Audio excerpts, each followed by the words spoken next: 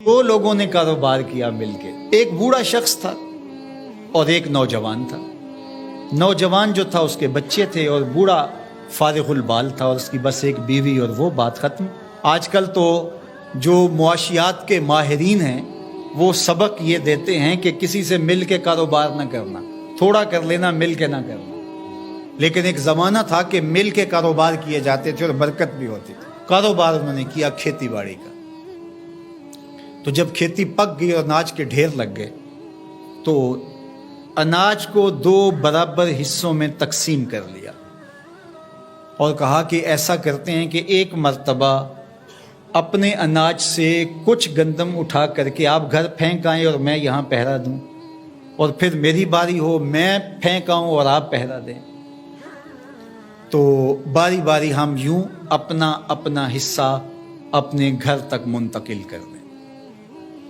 عدل کے تقاضوں کے مطابق دو برابر حصوں کے اندر یہ ہے عدل، تقسیم کر دیا گیا۔ اب احسان کا رنگ دیکھیے۔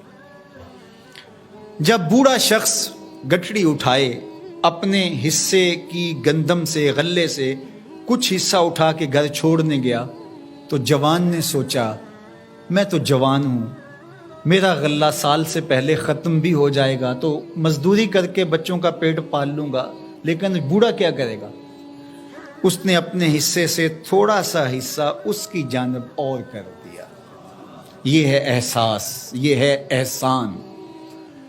خیر، اب بوڑھا بیٹھا اور یہ کوئی تھوڑا سا سامان اٹھا کر کے اپنے گھر منتقل کرنے گیا تو بوڑھے نے سوچا ہم تو دو گھر کے فرد ہیں، ہم تو جیسے بھی گزر اوقات کر لیں گے، اس کا غلہ اگر سال سے پہلے ختم ہو گیا، چھوٹے چھوٹے اس کے بچے ہیں، یہ کیا کرے گا؟ اس نے اپنے ڈھیر سے تھوڑا سا سرکا کے اس کی جانب کر دیا۔ اب ایک پھیرا وہ لے کے جاتا، ایک پھیرا یہ لے کے جاتا۔ جب وہ جاتا تو یہ اپنی جانب سے ادھر کر دیتا، جب وہ جاتا تو وہ اپنی جانب سے ادھر کر دیتا۔ دونوں کے گھر بھر گئے لیکن غلے کے ڈھیر بھی ختم نہیں ہوئے۔ یہ ہے احسان۔ پھر سوچنے لگے یہ ہو کیا رہا ہے، تو پھر راز کھلا کہ ہم یہ کرنے جا رہے ہیں۔ تو جب احسان کرو گے تو وہ بھی احسان کرے گا۔